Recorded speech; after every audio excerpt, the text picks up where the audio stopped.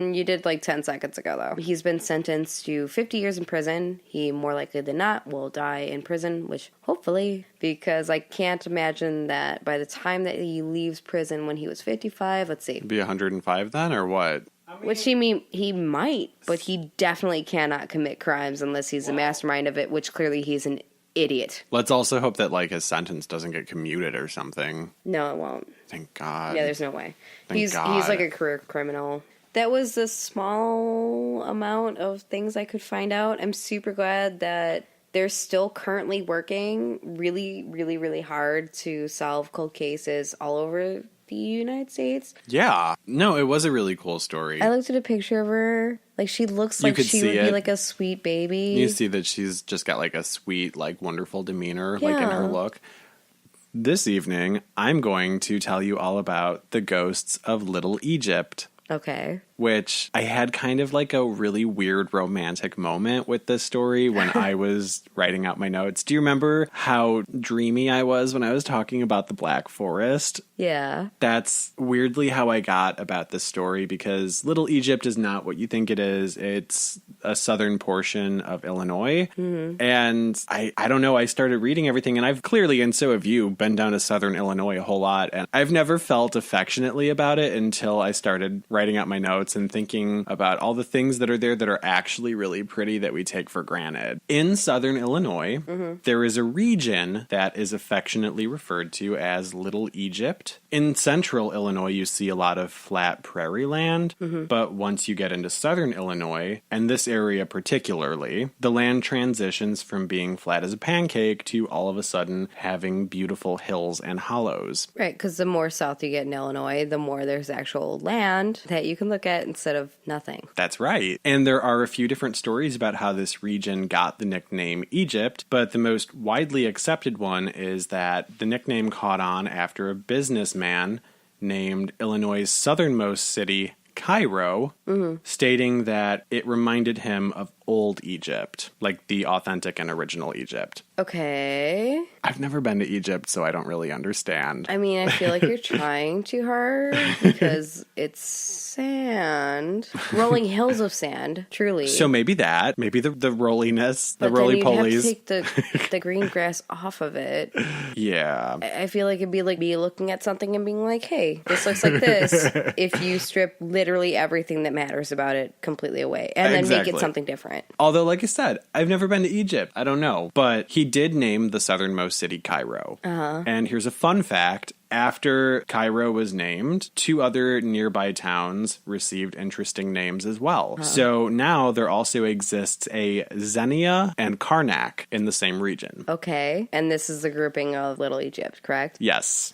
The Egypt region is roughly triangular in shape, stretching across the lower midsection of Illinois from east of St. Louis, Missouri, to Lawrenceville, Illinois, and southward down to Cairo, where the Ohio and Mississippi rivers meet and become one. I mean, you kind of hope it's a triangular shape if he's trying to make these parallels to Egypt in any capacity. Yeah, right. So the soil in this region is actually really rocky and full of clay.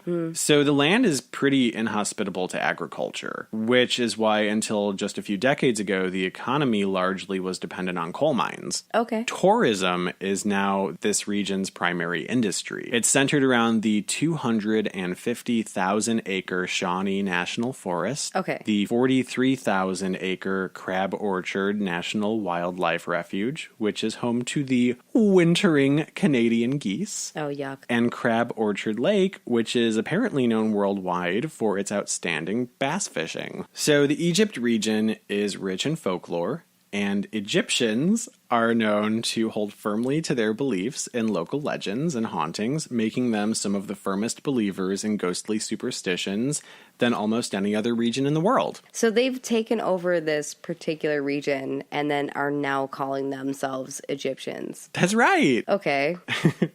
I mean, you don't hear it as much modern day as you used to, like, back in the 1800s. Completely incorrect region for that to be a truth.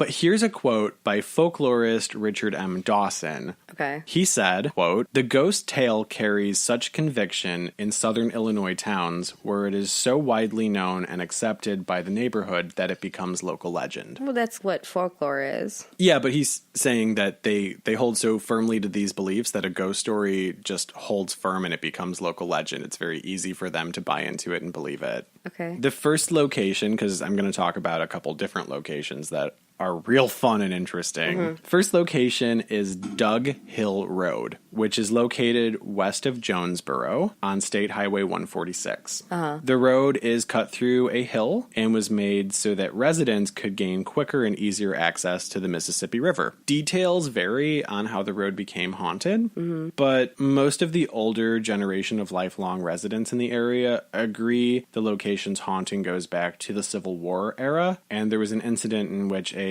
provost marshal named Welch was ambushed and murdered by Union Army deserters sometime in 1865. Okay. Two versions of that story exist, but the only variances in the stories are the number of deserters involved in the ambush. One version says it was 3, the other version says it was a dozen, but Welch was shot and killed, and his body was discovered with his horse tied nearby. Nobody was ever apprehended for the murder, and soon after his murder, locals began claiming to have seen Welch's ghost on Dug Hill Road. So he had no time. He was like, well, now I'm dead. I'm going to screw around with this. Right? Yeah. So I read the two different stories that exist. One says that he was escorting some deserters to a prison and they had overpowered him and killed him. But the other story says that he had escorted a whole bunch of prisoners, like 12 of them, to a prison, left, and because there was some sort of agreement that the deserters would be left free, they let all of them go. And they intercepted him because they wanted revenge on him, so they lay in wait for him as he returned back. So what you were saying before, with there being a very tiny amount of difference in between the stories, is really true.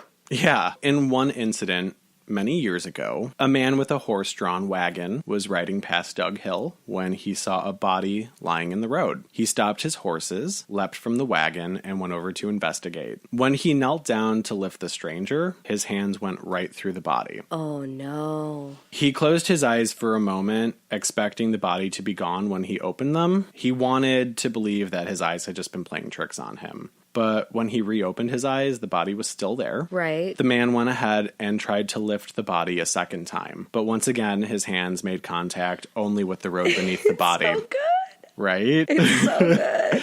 He was scared shitless, as you would be. Yeah. Oh, it gets better. Oh, I'm so It gets excited. better. Scared shitless, this man turns around, starts booking it for his wagon, jumps on, speeds off, but as he rode away, he could feel the thud of his wagon wheels running over the body that his hands had passed through just moments earlier. Oh, yuck. Right? That's horrible. I know. It's amazing. It's so horrible. Oh, my goodness. Another tale about Dug Hill Road is that of a ghost carriage pulled by two behemoth black horses that come racing towards people, sometimes running them off the road. Bigger than a Clydesdale? I mean, basically. When people encounter the ghost carriage, they first hear the clattering of the horses' feet on the 'Cause pavement, gigantic horses. which gets louder and louder, letting those people or that person know that it is drawing nearer. And after it rides past them, it disappears completely. This is still now when people are in cars? Yeah. Holy cow. Sightings of it have become a little bit more sparse, but people do occasionally claim to have That's seen it. amazing. Yeah. Another really fun legend out of Little Egypt is that of the Boger. Okay. Obviously, Like the troll? coming from the name Boger Man, which is what a lot of people in southern Illinois used to call the boogeyman back in the day, and I'm Right. sure that some people still do. This is not a troll. Okay. Yeah. The Boger is reported to be gigantic, somewhere between 9 and 11 feet tall. No. And his favorite thing to do is follow people, specifically at night, making them feel oppressed and really uncomfortable. Yeah, no kidding, because there's a giant person behind you. Yeah, it's really, the story's like a little bit spooky for me. You'll probably be fine because like I'm a scaredy cat. One famous, real old-timey story involves this gentleman named Frank Corzine who had been passing through Doug Hill. He was passing through one evening with his wagon. He was on his way to fetch old Doc Russell, as Corzine's wife had become ill with cholera. As he neared the crest of the hill, Frank noticed a huge, shadowy figure of a man following him on foot some 30 yards behind him. Nope. Also, this is at nighttime. Nope. All right. And in the blink of an eye, the man was instantly only several feet behind him. No. Hard pass. So you feel about shadow people the manner of which I feel like immediately teleporting scary figures? Absolutely not. Not today, Satan. Not tomorrow either. Okay? Frank spurred his horses, who needed very little prodding to move because the horses knew something was wrong as well. Yeah, no kidding. The horses were like, get me out. I'm out. And he sped down the road to Doc Russell's house. And when he arrived, the doctor could see that both Frank and his horses were visibly shaken. I mean, absolutely trembling with fear. And the doctor asked Frank what happened. Right. After relaying his encounter, Frank was surprised to hear the doctor say that he too had encountered the Boger man some several evenings before, and went on to describe the same exact thing happening to him. And this is how terrified these gentlemen were. The doctor said that he would not and could not accompany Frank back to see his very ill wife that evening because he was too scared of the Boger man. It's really upsetting. But he did rouse some neighbors to accompany Frank back to his home, as he was also too scared to make the trip back by himself. Right. Okay, ready for another really cool spot? Oh, so many cool spots. Yeah, I know. There's so much cool stuff.